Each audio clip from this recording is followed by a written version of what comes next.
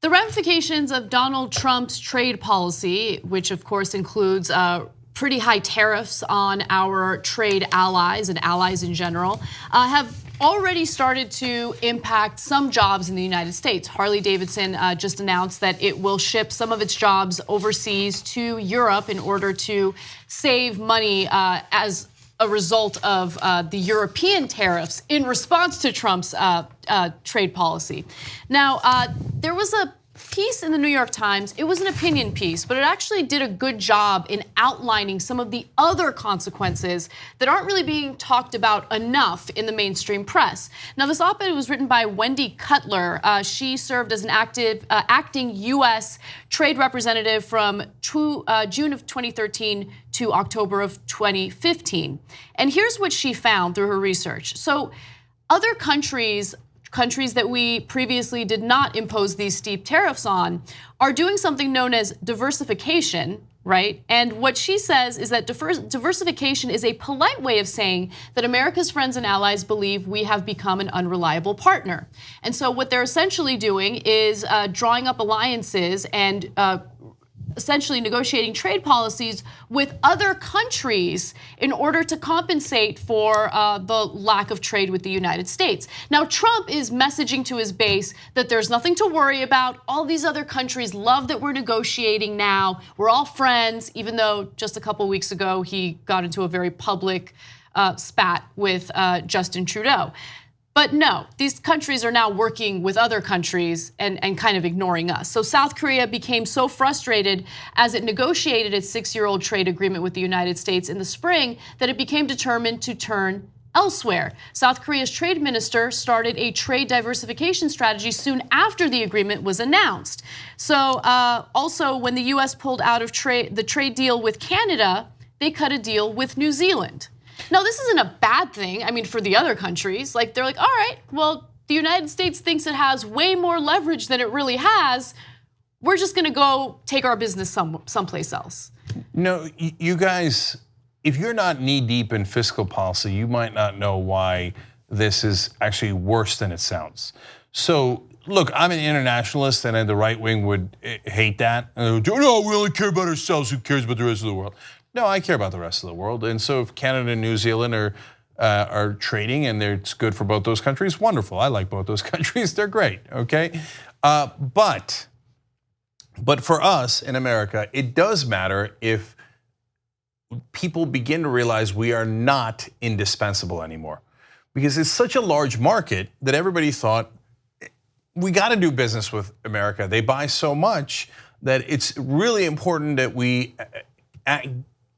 basically give them what they want. That gave us leverage in negotiation. Now, we didn't get everything, of course not. And China is a real issue to deal with. And they are savvy trading partners. Trump is right when he says, I mean, he says it in a goofy way, of course, but he's right about the overall concept that China has been a very tough negotiating partner. And it's okay to do some tough negotiations when you are doing the trade agreement. So the South Korean example is not a great one, because we're renegotiating that trade deal. You don't want to do it in the middle. In the middle, it's when you go all of a sudden, blah, tariffs. But we're not negotiating a trade deal right now. Why are you all of a sudden throwing tariffs on me? And now I got to throw them back at you. And now we're in the middle of a trade war. And it gets so bad that Europe, Canada, Mexico starts to go, maybe I should do business with other people. Maybe I don't need America as much as I thought. Then we lose leverage, but I haven't gotten to the worst part yet. By the way, now Mexico and China, which had a lot of hostilities. I mean, here in America, we're so obsessed with ourselves that no one knows that, right? But now China and Mexico are like, yeah, screw it, let's make a deal. That's exactly right. And you are right in saying that they have historically had hostile relations. But according to this op-ed, Mexico's trade minister has visited China to look at how they can exert strategic leverage to look at alternatives to the United States. So by far the biggest beneficiary of our trade wars is, ironically, China. So if you said to me, hey, let's do better negotiations with China, I'd agree. If you said, let's do it stupidly, I would not agree. And that's what we've done. And ironically now, more people are driven into China's arms. A smaller beneficiary, but a beneficiary, is Russia. So Yeah. Russia turns around, then goes to Europe and goes, now look, we've been fighting a lot over Ukraine and other things and NATO, but I mean, isn't Trump being too tough on you? Yes, that's what's happening though, guys. That's what's happening. So look, there's so much news constantly bombarding us. It's so hard to focus on everything simultaneously. So things fall through the cracks, and this is one of the stories that certainly fell through the cracks, and I wish I would have caught it. So what did Russia do? I mentioned South Korea earlier in the story, right? Well, South Korea is now working with Russia in their trade policy. So on June 22nd, South Korea announced plans to pursue negotiations for its first free trade agreement with Russia.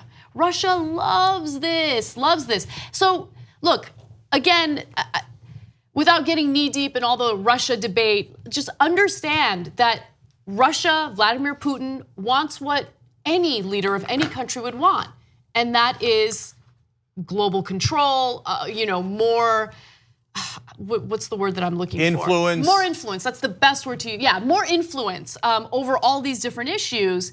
And Trump is essentially giving him exactly what he wants. Trump keeps rewarding our adversaries while simultaneously punishing our longstanding allies. And he's doing it, he's certainly doing it when it comes to trade policy. So there's two possible reasons why. One, he's the Siberian candidate and Putin told him to do it, and he's doing it. Okay, now I know a lot of you will say, no way. Okay, again, let's skip that debate. The other possibility, so let's grant you that that's not the case, okay? The other possibility is he's so stupid, he has no idea what he's doing. I'm gonna be tough on China. I'm gonna be tough on our adversaries. Oh, you went and did deals with them instead of us. Oops. Yeah, but I genuinely think it is the latter. I think that is exactly what's happening, because the thing that Trump is obsessed with more than anything is appearing tough, right? He wants to appear tough when it comes to everything, when in reality look, trade policy is obviously a complex issue. It's a nuanced issue. I don't believe that tariffs are bad in all scenarios. But in these scenarios, when you lack nuance and you don't have any sophisticated method, it's a disaster. It's a complete and utter disaster. He hasn't sat down to think about what the consequences are gonna be. He's essentially playing this game of chicken. And look, when you play a game of chicken, you have to be confident that you have all the leverage on your side, and he doesn't have it. So basically our trading allies are swerving at the last minute. We're running into a brick wall and they're running into China and Russia's arms. So that we did not win that game of chicken, but I actually have not gotten to the worst part. Oy. Okay, so let me get to the worst part, which is not in these articles. If we lose leverage overall, and it appears that we are not as indispensable as countries assumed in the past, they might also get off the dollar. If they stop using the dollar as the most common trading currency in the world, then we're in a world of trouble. Then the Fed constantly doing quantitative easing and just stuffing trillions of dollars into a box nobody sees and keep printing money, that winds up catching up with us, because then they say, hey, I don't need to trade in dollars, now I'm gonna trade in euros or some other currency. And then all of a sudden, your inflation starts to go up and your economy is hurt. And look, I can go for an hour on the different problems that the US will face if the dollar is not the main currency in the world. But you think Trump knows any of that? He doesn't know any of it. So this Mr. Magoo is bumbling into an absolute nightmare, and he has no idea. He's like, oh, I'm being tough, I'm being tough. Meanwhile, people are fleeing for the exits.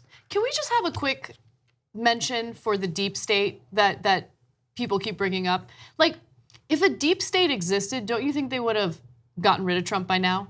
I mean, when you really think about it, he's really messing with people's financial well-being, wealth, whatever it is. I mean, there is no deep state. If there was, Trump would be gone by now.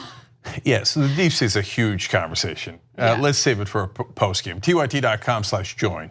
Okay, we'll talk about it for the members. 2 easy ways to follow the Young Turks. One is hit the subscribe button down below, then you're a TYT subscriber. And second is ring the bell. And when you do that on YouTube, you're notified of our videos.